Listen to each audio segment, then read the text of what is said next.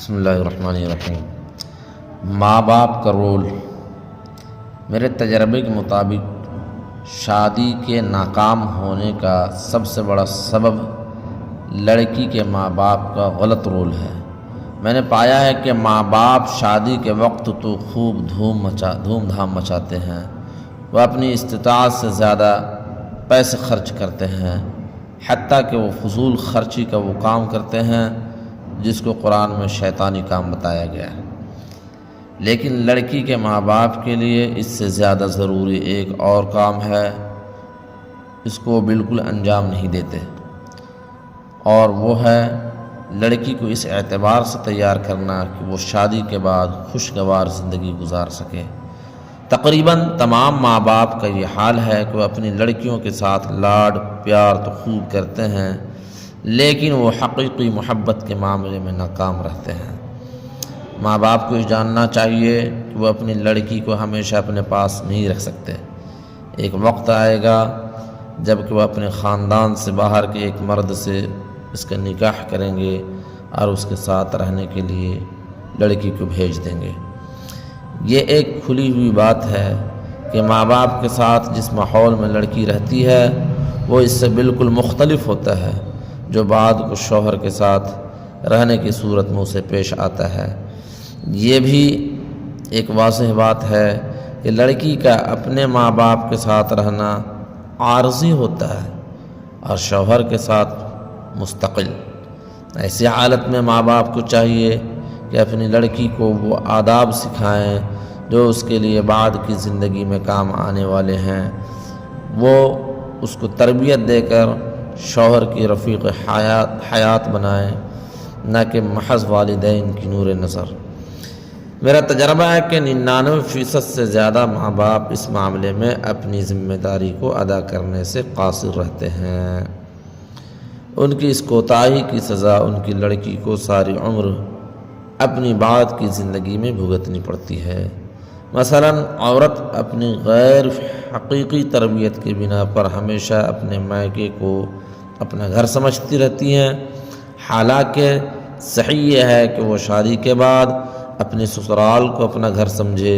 اسی طرح والدین شادی کے بعد بھی اپنی لڑکی پر اپنا حق سمجھتے ہیں اور غیر ضروری مداخلت کرتے رہتے ہیں۔ والدین کا یہ رویہ محبت کے نام پر دشمنی ہے، وہ صرف نادان دوستی ہے، اور نادان دوستی ہمیشہ الٹا نتیجہ پیدا کرتی ہے۔ ایک واقعہ،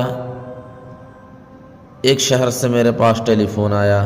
ایک مسلم خاتون ٹیلی فون پر بول رہی تھی کہ انہوں نے کہا کہ میری بہن اور ان کے شوہر کے درمیان شادی کے بعد اختلافات پیدا ہو گئے جو حل نہ ہو سکے۔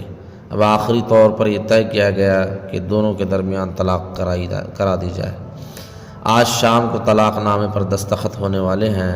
آپ دعا کیجیے کہ طلاق کے بعد میری بہن کی زندگی خوشگوار رہے۔ میں نے کہا آپ اپنی بہن سے کہیے کہ وہ مجھ سے بات کریں۔ اس کے بعد ان کی بہن سے ٹیلی فون پر میری بات ہوئی۔ میں نے پوچھا کہ آپ کے اور آپ کے شوہر کے درمیان کیا اختلافات ہیں۔ انہوں نے کچھ باتیں بتائیں۔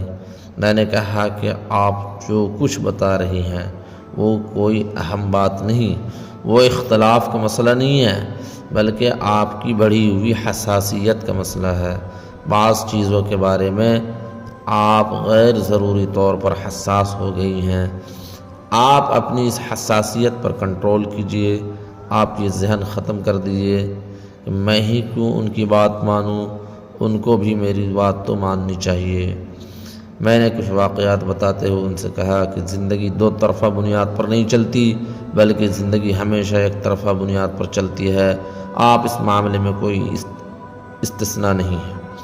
اسی اصول کو قرآن میں قوامیت سے تعبیر کیا گیا ہے، یعنی جس طرح ہر کمپنی اور ہر اجتماعی ادارے میں ایک ناظم یا باس ہوتا ہے، اسی طرح گھر کے اندر بھی ایک فرد کا ناظم یا باس کا درجہ دیا جانا چاہیے۔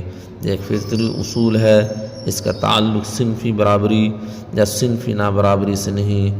اگر ایسا نہ کیا جائے تو گھر کے اندر نظم قائم نہ ہو سکے گا، اور نظم کے بغیر کسی ادارے میں ترقی ممکن نہیں۔ مذکورہ خاتون نے میری بات مان لی اور باہم مل کر رہنے کا فیصلہ کیا۔ انہوں نے طلاق کے مطالبے کو واپس لیتے ہوئے اپنے شوہر سے کہہ دیا کہ میں آپ کو اپنا باس مانتی ہوں اور کسی شرط کے بغیر آپ کے ساتھ رہنے کے لیے تیار ہوں۔ اس کا نتیجہ پوزیٹو شکل میں یہ نکلا کہ وہ دونوں اپنے گھر میں خوش و خرم کے ساتھ زندگی بسر کر رہے ہیں۔